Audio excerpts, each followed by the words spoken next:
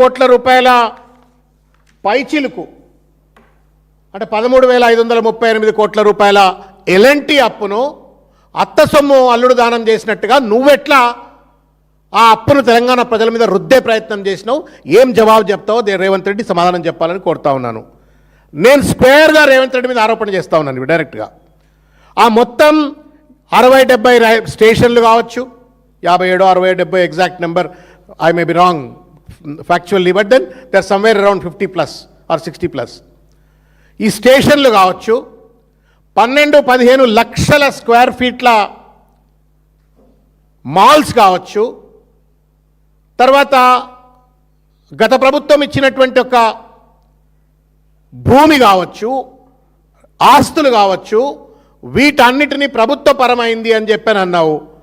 ఇవన్నీ కూడా నువ్వు నీ బినామీలకు కట్టబెట్టేటువంటి ఒక కుట్ర చేస్తున్నావు అని చెప్పని బయట ఆరోపణలు వినబడతా ఉన్నాయి. ఇది నిజమేనా? దీనిపైన విచారణకు సిద్ధమా? రేవంత్ రెడ్డి సమాధానం చెప్పు. అన్నిట్ల దందలే చేస్తారా మీరుగా?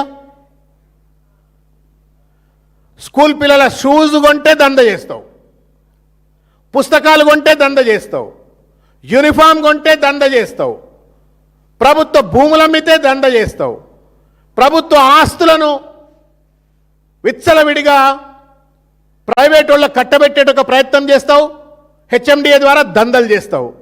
ఆఖరికి ప్రజల ఆస్తి అయినటువంటి ఒక కేసీఆర్ గారు అత్యంత ప్రతిష్టాత్మకంగా కట్టినటువంటి ఒక మెట్రో రైల్ ప్రాజెక్టులో కూడా నువ్వు దందలు చేసినావు. ఈ దందల పైన విచారణ జరగాల మేము డిమాండ్ చేస్తూ ఉన్నాం. ఇవాళ మెట్రో రైల్ కొనుగోలు వ్యవహారం పెద్ద కుంభకోణం. ఇది 30,000 కోట్ల ఆస్తి LNT on what basis is that it has relinquished and then handed over to Revanth Reddy. దీనిపైన విచారణ జరగాల.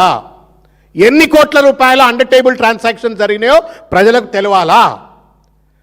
ఇవాళ ఇంత పెద్ద మాల్స్, ఇంత పెద్ద స్టేషన్స్ అన్నీ కూడా ప్రభుత్వమే మేనేజ్ చేస్తున్నదని చెప్తున్నప్పటికీ కూడా ఇవన్నీ కూడా ఆయన బినామీలకు కట్టబెట్టేటువంటి ఒక కుట్ర జరుగుతుంది అని చెప్పని ప్రచారం జరుగుతున్న దరిమిల ఏమాత్రమైనా నీతి నిజాయితీ ఉన్నట్టయితే రేవంత్ రెడ్డి గారు,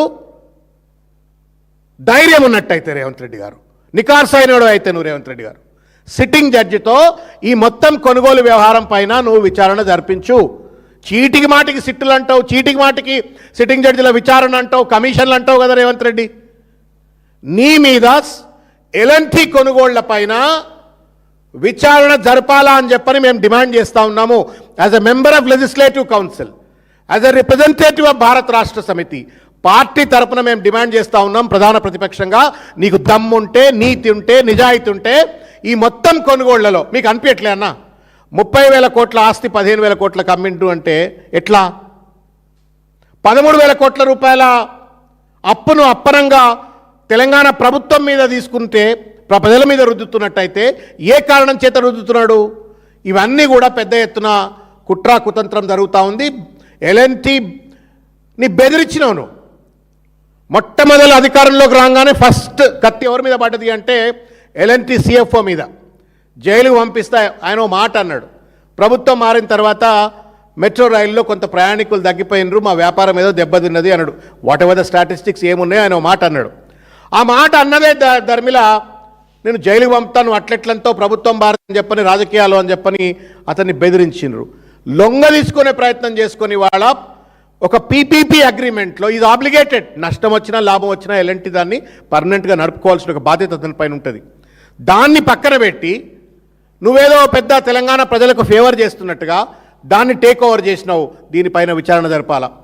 రెండోది ఏంటంటే దీనిపైన కూడా విచారణ జరపాలా.